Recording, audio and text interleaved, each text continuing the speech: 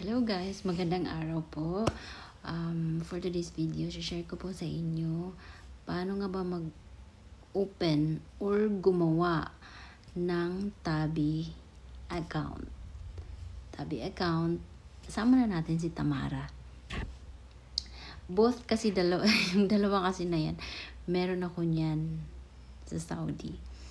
Okay, but before that, sa mga hindi pa po nakapag-subscribe dito sa channel ko, please consider to subscribe po dito po sa channel na to. Marami po kayong matututunan and pa-share na rin po ng video. Salamat! So yun na nga po yun, mga kabayan. I-share ko po sa inyo paano nga ba magkaroon ng Tabi account and Tamara account. So bale, si Tabi is magagamit mo siya pambili ng online, buy now pay later, ganun po yung kanyang design, and maraming app ang pagpipilian dyan. Pwede nga gumamit ka ng Tabi, bibili ka ng gold, pwede, diba?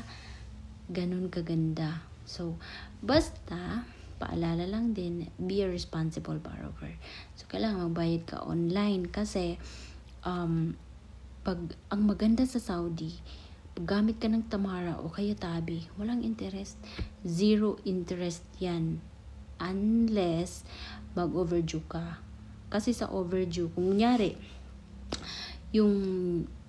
ang tip na may bibigay ko, bago kayo turuan, bigyan ko muna kayo ng tip. Pagka bumili kayo ng items at gagamitin nyo yung Tabi ninyo, kailangan mauna muna yung sahod ninyo. Kailangan mga 1 week mauuna ang sahod ninyo bago kayo bibili. Kunyari, karamihan ng mga sahod dyan, mga 30, diba? So, kahit mga 10, doon mo na siya bibilin. Kasi, kung kailan mo siya pinurchase, yun yung magiging due date mo, monthly. Klaro, para advice ko yan, perfect na advice, para hindi kayo ma-overdue. Kasi pag nag-overdue kayo dyan sa Saudi, dyan na magkakaroon ng extra charges. Kunyari, gusto mo siyang i-extend, hindi ka muna magbabayad dahil hindi mo muna siya babayaran. Gusto po siyang i-extend, meron yung papipilian na 7 days, extend mo siya ng 7 days. So, may certain amount na nababayaran mo.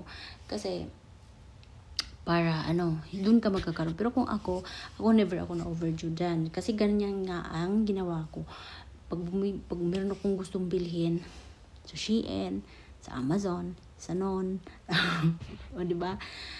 Kailangan mga 10, 9, ganun ang mga billing ko.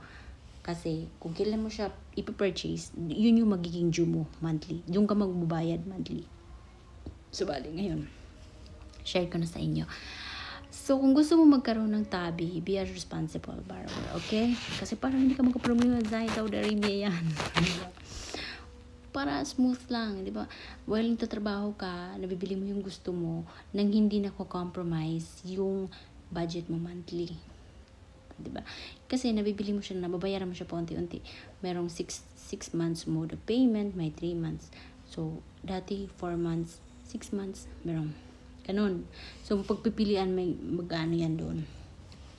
So, ngayon, mag-download ka lang ng Tabi app sa Google Play Store mo o kaya dito sa App Store. Download mo lang yun.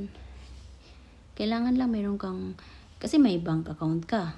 Pag mag-open ka ng Tabi app, kailangan may bank account ka talaga. Kasi online transaction, bank to bank yung magiging mode of payment mo. Ganon, okay? Kung mayroon kang bank account, so go for it. Go ka na doon sa Tabi. Charot. So, of course, kung mayroon ka na bank account, ilalagay mo na lang siya yan doon sa payments, mode of payments mo. So, bali, download mo lang yung app ng Tabi. Filled upan mo lang siya doon. Gamit yung inyong number. Cellphone number mo. Tapos, sundan mo lang siya sa registration, and then may kakailanganin kang app. Sa lahat ng gagawin mo, mag-open ka man ng bank account or magawa ka man ng Tabi, meron kang kakailanganin na app sa Saudi. Ang app na to is i-download mo rin, kaya download mo na siya muna pag download mo ng Tabi, download mo na rin siya na FAT. Yung na FAT na app. Download mo na rin yan siya kasi kakailanganin yan. So, okay. Filled up ka na doon kay Tabi. Parang nag-open ka lang din ng bank account. Ganon. So, yun lang. Ang mangyari, kailangan i-link mo yung bank account mo doon kay Tabi para sa payment. And kailangan ng email address. Doon sa email address kasi isi-send yung resibo mo. Kasi bawat payment mo, successful payment, nagsisend yan sila ng resibo. So, doon sa email mo, isi-send yung pinaka-receipt. Tapos, nagpapaalala din sila doon kapag malapit na yung due mo. Ganon. And, matagal kong ginamit yung Tabi. Same lang sila ng Tamara. Kasi meron din Tamara. Pero, same lang sila mag-open. Magkakailanganin, same lang sila. Pero ako, mas gamit ko si Tabi. Mas ginamit ko si Tabi. Si Tamara, pero never ko nagamit si Tamara. Never. Si Tabi lang yung ginamit ko. Ngayon, marami ako na-purchase dahil kay Tabi. Nakakabili ako nagamit ko sa Shein, nagamit ko siya sa Noon, nagamit ko siya sa Amazon. So, sa Saudi kasi hindi ka naman nakakalabas. So, bihira lang yung nakakalabas. Swerte ka kung nakakalabas ka.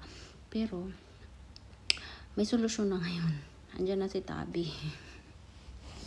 Wala ang problema sa'yo. Kung hindi makalabas, okay lang. Basta ka may Tabi. May Tabi ka, may Shein ka, may Noon ka, tsaka may Amazon ka. Wala na. Masaya na ang buhay mo. Habang nagtatrabaho ka, masaya ka na rin. Pero yun lang ha. Kailangan pag gumamit kayo ng mga ganyan, mga installment, kailangan talaga bayaran talaga siya on time. Kaya ganun yung best advice ko.